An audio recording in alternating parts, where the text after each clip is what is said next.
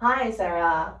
Hi. Nice meeting you. And it is really great day. And because I have been always want to do this, I want to talk about mental health for teenagers, and I want to really find someone who's a expert in this area to share more insights and help parents and the students to understand the importance of maintaining the healthy mental status. At the same time, giving the parents some insight. How can we help the teenager to work on their mental health, and how can we build the healthy environment to cultivate a healthy mental status? So, welcome to join me today. Thank you. So, first of all, let me introduce Sarah. Sarah is a professional psychology therapist. And Sarah, maybe you can tell a little bit more about yourself and your education background. Sure. I have a master's degree in applied psychology. I trained extensively with working with anxiety disorders, which is a broad range of specific disorders that we treat. And I own my own private practice. And You must see a lot of challenges in the teenagers. yeah, it's certainly a very sensitive time in development, right? That there's a lot happening both emotionally and cognitively in the brain that can have an impact on how somebody develops in their mental health. Yeah. Okay. I have several simple questions before we get to the topic. For the listeners who may be new to therapy, right? So, can you describe what you do in a simple terms? Yeah, the way I practice is really, it's from a humanistic perspective, which is one theory under all of the theories in psychology, and there's many on what the best approach is to work with people. But working with teens, I usually come from a humanistic perspective, which means a lot of positive regard, positive reinforcement, being non-judgmental, and laying a foundation of trust between them and the therapist. You really want them to trust you and feel like they can tell you anything. And then trying to get them talking and talking about stuff. With an adult client, it's a little different. You can go a little bit more structured, but I do find with teenagers that you have to go with their flow. It's going to depend what works for them. Some teens come in and they're really open and want to share a lot. Some, you kind of have to break the ice and create that rapport. But some is trying to get at what the root cause or what the roots are, right? If it's like low self-esteem, that can be a mix of thoughts, bullying. It can come from a lot of places. It can also come from their home, right, with their parents and messaging they got from their parents, either the way the parents treat themselves or the way the parent treats the child. Does that make sense? I see. What made you choose this profession in the first place? I just found it really interesting. As a kid, was very shy and nervous, and so it was something that was close to my heart to help people, because I experienced a lot of anxiety growing up, and that was for a lot of reasons. Some of them being just biological reasons within myself, and some of them being how my environment impacted me. Thank you. All right, so we actually prepared some of the topic and to share with the audience. So the first part, probably we want to talk about one of the most the parents care about the subject. It's called social media, screen time, internet. That affects a lot on the students' mental health. And I, as a counselor, I've been seeing many cases like that, and I believe you've been seeing more real cases like that, right? Maybe you can share a little bit more about how you see from your perspective the social media, internet influence those kids on the mental health. The really interesting thing about social media is that the impact it can have is so much more sudden than something that might happen in real life, and it's longer lasting, right? Let's say you have a conversation with somebody and you say something that you're embarrassed about, right? The moment is there and then it's gone. But if you put it on the internet, it's kind of permanently there, right? And when you do something, there's a lot more time and space for people to interact with it and leave comments, leave likes, have a lot of different reactions. So it's a very different environment from how a lot of us grew up, especially those of us that are a few decades older, right? That is everything was in person, but now it's not. So it's really a new world. It's a new frontier in a lot of ways. And the truth is, we don't entirely know, right? Because kids are still kids, so they're interacting with this stuff, and we're going to see as time goes on, as they reach adulthood, what kind of a different impact it might have than what our environments had on us. I see. So what is the worst case that you worked with, like, like how the social media impacted them? I wouldn't say there's a worst case, but I have seen a lot of anxiety in relation to it, and waiting for people to respond to you. Seeing, right, that you can see that somebody's read your message but not responded, things like that. Or with dating, right, it's a very interesting world for teens. Oh, I see. That's interesting. I was thinking about, like from my side, I see a lot of pressure. For example, appearance anxiety, figure anxiety, and I can also tell when the students changed, when they changed their look, the dress. And when I walk into the high school, I see many of the teenage girls, they almost are wearing a similar style.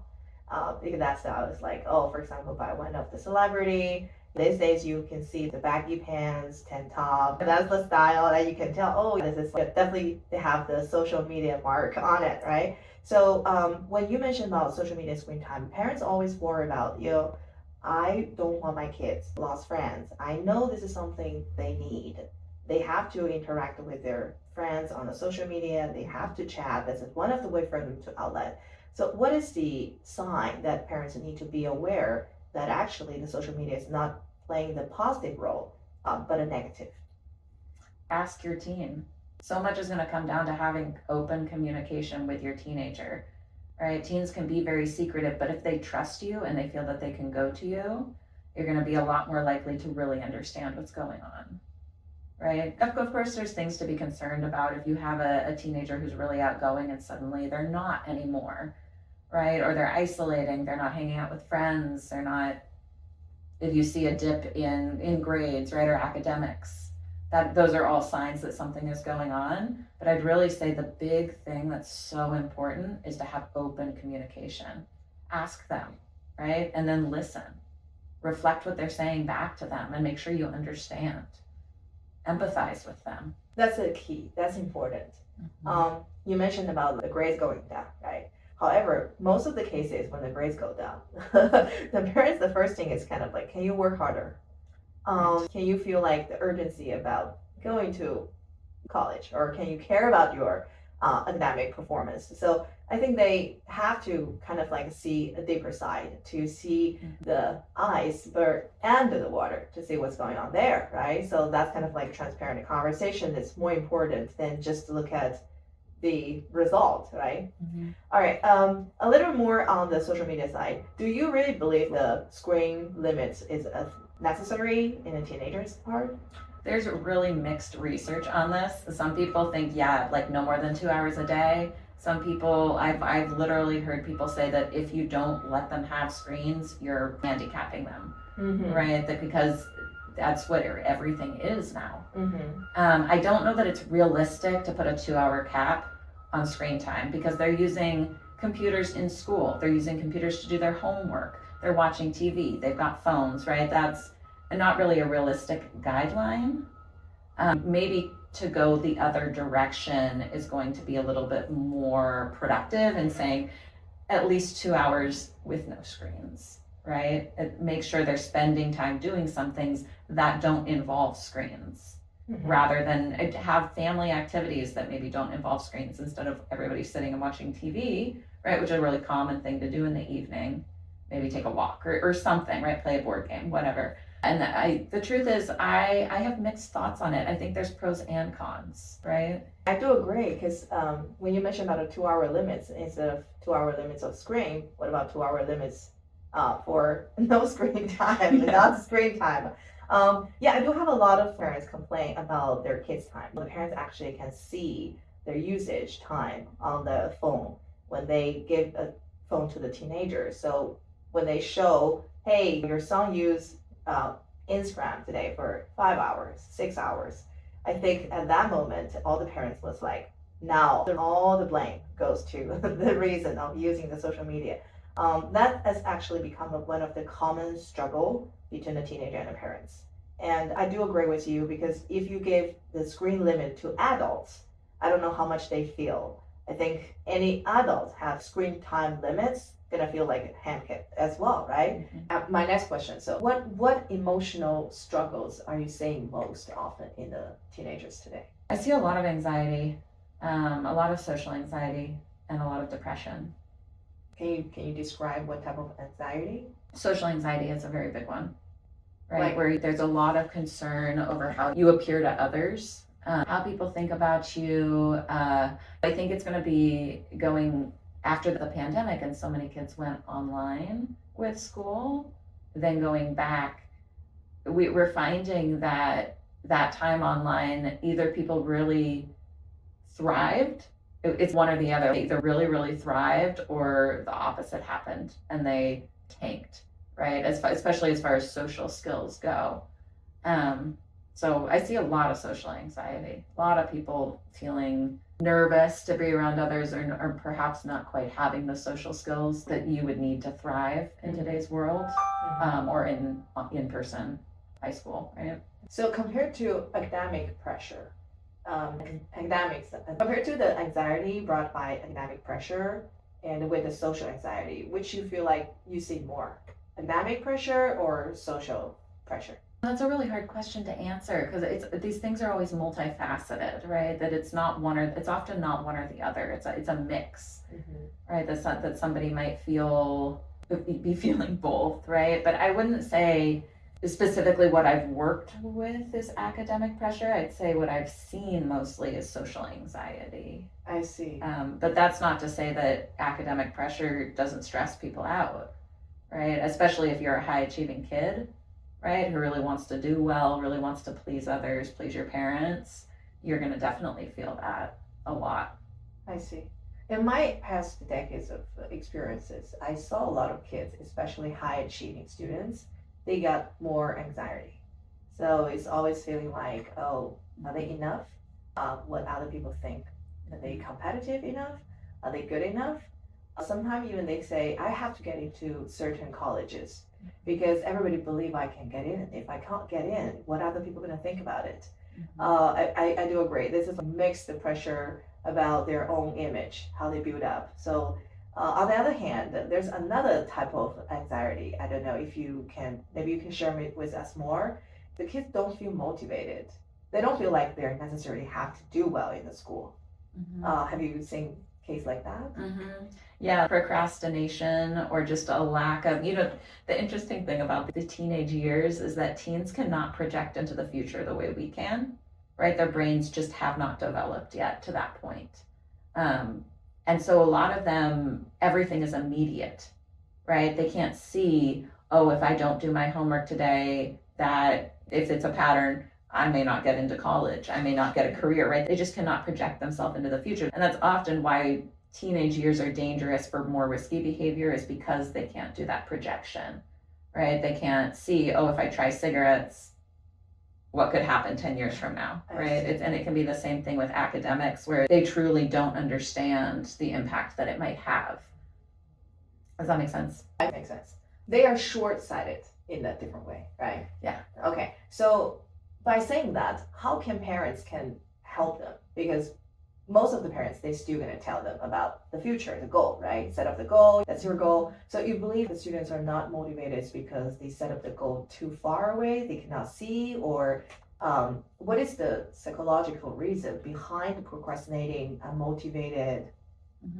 And procrastination can happen for a lot of reasons. Sometimes it is anxiety based, in which it's like, I'm not gonna start because I'm afraid I'm gonna fail.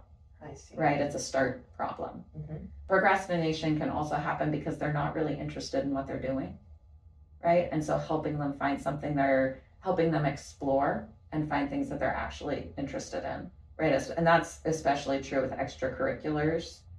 If somebody's not exploring and trying new things and is just floating along, that's where a lot of procrastination can come up as well. I see. And when you help those kids, what is the best approach? Of course, we can't really act like a professional, but is there any common practice that we can actually learn, the parents can use for those kids who are having the anxiety because of the pressure or because of anything else. And this is another place where that communication is going to be so important, right? That using some motivational interviewing with them, right? That really asking open-ended questions and trying to gain their perspective. And they're not always as complex or difficult to motivate as we might think, right? Like we could give them rewards. Teens are very sensitive to rewards. So one example could be like, there's this, do you want to go to Disneyland? Helping them work towards that goal, and they can achieve that through getting good grades or through participating in extracurriculars. Teens are also incredibly sensitive to social reward. So if we get them thinking about what their peers are doing, right? Your peers are all doing basketball, for example. Mm-hmm. Get them motivated in that way, right? That there's going to be social benefit to doing this stuff. Mm-hmm. Have you seen any kids like, oh, because everybody else do this, right? I won't do it. I'm just like a cool guy. I don't want to do whatever other people do. Have you seen kids like that? What if that's the case? What are we going to do for that? It's going to depend on the kid, right? We're going to have to see what does motivate that kid. I think earning things is a really good way to go. You know, as much as teens like push back against their parents, also seeing what your parents are doing is another really good way to go, right? The teens are motivated by their parents. They do learn through observation. And so showing your kids that you're enjoying, right? That you enjoy going to work, that even if something is effortful, it doesn't mean that it's bad. It doesn't mean that it's unpleasant. Teaches them also, oh, I can put effort into things, right? That we are creatures who learn through observation, right? Through watching other people, and you're their kids' role model still, right? So showing them what you're doing. Well, that's a good point. That's also what I agree on, and I have been telling a lot of parents, it's never about the kids themselves. It's about you, right? Mm-hmm. So if you're limited their screen time and you're using your phone most of the time, right? That create an unfair environment. They just don't really follow what you want to tell them to do. Another thing is I want to ask you, in your experience, have you ever seen any kids like, rarely say out loud, but actually they are feeling deeply that most of the parents usually miss? I'm sorry, they don't say out loud what they're feeling. Some of the feelings or some of the common things that they usually don't say it, but actually they feel it deeply, and the parents usually don't know. Because when they come to you, I believe they would say something more than they shared with their parents, their friends, right? Mm-hmm. So what is the common things, or what are the feelings that usually we should know? There's all kinds of stuff that can be going on inside of a kid. Yeah, I mean, if you don't have good communication with your kid, there's of course going to be tons of stuff going on. I don't think there's a most common thing. Often, the stuff to do with social environments and dating life and what their friends are thinking are going to be a part of it. I see a lot of kids, they are not motivated and their parents are really nervous. They have anxiety. So I can't tell if the kids have anxiety, but I definitely can tell the parents have anxiety. Mm-hmm. So usually the parents just want us, or as a teacher or counselor, to push the kids. But for me, I feel like if the motivation not coming from the inside, being pushed, you're gonna getting situation worse, right? So I want to kind of like maybe share a little bit from your psychology part, right, to see how parents' expectation actually affects the students or kids' mental health. Mm-hmm. I think, and that's a huge one, right, that the kids really want to please their parents. They want their parents to like them, and they want to feel that acceptance. Mm-hmm. And if they feel like they're always screwing up, they're not doing enough, right, that's really going to impact their mental health. They're gonna lead to self-doubt, right? Mm-hmm. I see. Yeah, and with some kids that could lead to more procrastination, right? For example, you're going to get the opposite of what you want, mm-hmm. right? Unless, I think a good way to think of it is being a partner with them in this journey rather than being an authoritative figure, right? Who's saying you directing them, you got to do this and you got to do that, right? You really want to join them, sitting next to them, right? Instead of looking down upon them. Kids want you to be involved in their lives. Exactly. So that's we always encourage parents to, hey, support them, right? Mhm. Not push them. Support is different. Maybe you can also tell us the difference between supportive involvement and emotional pressure. That's what are the differences? Yeah, I mean, like I was saying, asking open-ended questions and reflecting, and then you maybe suggest, like, hey, do you want to hear what I did in a similar situation? Right? Or would you like to hear my story? Making it a conversation instead of making it a very direct, you're going to do this, or you have to do this, or constantly nagging is not going to help, right? Yeah, it's not helping, it's actually getting worse. I totally agree. So that's why you actually answered my next question, how, how to create a healthy communication. So open question is one way. Which also lead into one of the struggle. I believe from my case, I see a lot of parents actually, they don't know how to ask questions to teenagers. Is there any reason you think behind it? Is because the gap, or the age? Because have you noticed the parents actually, they don't know how to ask questions? The communication skills are something that a lot of people have to learn.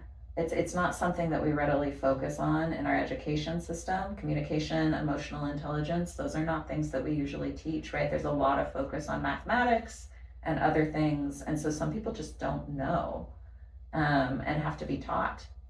Exactly. That's actually the idea we were brainstorming the other day, and we say, like, instead of giving the workshop for teenager, it's better to give parents a workshop to teach them how to talk to teenager, which is also today you're going to share with us more in the coffee hour, right? I might ask you several questions. The first one is, what are the most common myths that you think about a therapy that you wish it could disappear? It's going to fix you, right? The therapy that you're going to go to therapy, and it's going to just the act of going to therapy is going to change your life or fix something, right? And that's not really what it's about. If I had a magic wand that I could wave over everybody and magically make their mental health perfect, I would absolutely, and I'd also be a quadrillionaire, right? It's hard work, and I think a lot of people go to therapy and think if I just talk for an hour, things are going to get better, instead of actually doing some hard behavioral change. There's processing that has to happen, and people are afraid to do it.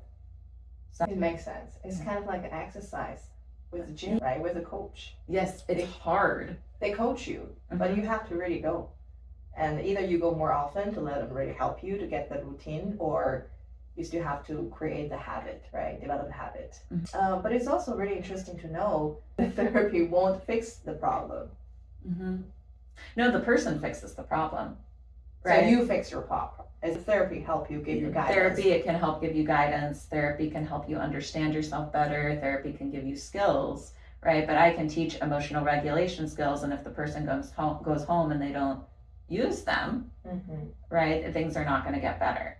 Well, that's a really insightful tip. So don't expect the therapy going to fix your problem. You have to fix your problem. Okay. Yeah, that's good to know. Thank you. The other thing is, how do you respond when someone say, "Hey, I'm fine. I'm okay. I don't need a therapy"? My first question would be, well, why are you here? But because it happens. So sometimes when I see parents, right, and then when I saw the kids, sometimes I really feel like the counseling, advising, couldn't really helpful enough to help them to go through, because they have something more behind it. The anxiety level, the emotional stress. So that's all the things that I feel like it cannot belong to the college counseling side. But I do have a lot of parents and students looking for the therapist to support from me. At that time, I usually tell them, hey, I think you should be looking for a professional therapist to figure out your anxiety and to take care of your mental health part. But usually the answer that I got from is like, hey, no, I'm fine. This is common. I've been dealing with this for all my life. What do you say about that? My way of approaching that would just to talk to and keep talking to the person and keep asking questions, keep trying to get to know them. And usually if you approach it really gently, stuff will start to come out, right? That can really be a defense mechanism, right? Is that they want everyone to believe that they're okay, right? Or they're not ready to look at it themselves. And so approaching it with really compassion and gentleness, and I don't think there's anything wrong with you, basically, right? But then, and because there isn't anything wrong with them, right? But there is something in their life that they need to work on. Absolutely, right? We all have something in our life we need to work on. And so taking it from a top-down approach, so to speak, right? But it's very different. For example, I still using the gym as example, right? So if we feel less energy and if you feel like, oh, we're out of shape, I know I need to go to exercise, right? But for mental part, it's very inner world, and it's hard to tell, or it's hard to consider, oh, when my soul is calling for help, when my mental health is calling for help. I think that's kind of like still strange to a lot of parents and teenagers. So do you have any kind of like signs people should recommend themselves to looking for professional therapists to help? Specific signs that they might notice that Before any diagnosis, but they just like, if they feel like this and that, or if their daily mental status is kind of like showing some signs, they should actually consider. Yeah. I mean, if you're experiencing emotions that you don't know what to do with, that would be a really good sign. I think there's lots and lots of signs because people go to therapy for a lot of different reasons. Specifically for teens, it's kind of the classic like social isolation, sudden changes in behavior that you can't explain. If they ask to go to therapy, let them go to therapy. There's no reason not to. A lot of teens are in therapy now. And for parents, if you're dissatisfied with your life, it can be really helpful. I see. Do you believe everybody needs therapists? It's like a massage, right? Mental massage. I'm just wondering. I don't know because I've never been there, so I don't know that I think everybody needs it specifically, but I think everybody could benefit from it, right? So it is a mental massage, right? Yeah, I mean, it can be. Some people really do specifically need it, right? If you're experiencing suicidal ideations or you're so debilitated by anxiety that you can't get out of bed and go to work, right? There are people who do need therapy, but I don't think typically there aren't any cons to going to therapy, right? That at the very least, you might learn some really useful skills. You might have somebody to process some difficult situations with or process some traumas. So even if you're functional in your life, therapy can be beneficial. So what is the one emotional skill you wish everybody learned earlier in life? Just to recognize what emotions are. So here I will give a case scenario. I had a woman come to see me in her mid-30s, and she did not understand what emotions were. Like she was like, I don't know if I'm feeling happy. I don't know if I'm feeling scared. I don't know if I'm feeling like there was no awareness of what they felt like in her body. She didn't know how to recognize them. So I do wish that as a society, we taught these things in school because emotional intelligence is huge. To be able to say, hey, I'm feeling anxious right now, or this is scary for me, or whatever it is, it's huge. Yeah. Well, actually, I'm surprised to hear that because I'm dealing with a lot of highly sensitive students. They're a very high IQ, and then they're smart. At the same time, they're highly sensitive to their emotion.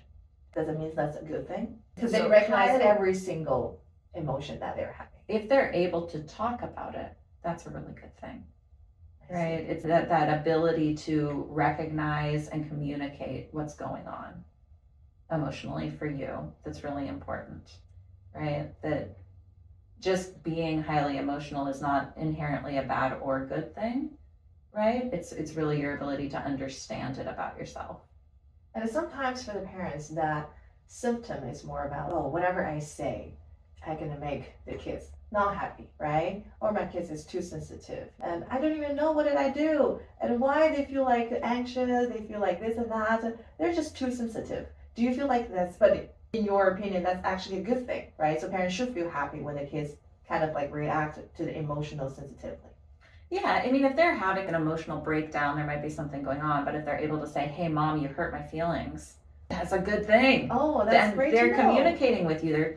That is information that they trust you enough to tell you that. That's a good thing, right? And if you react negatively to that, that's going to go away.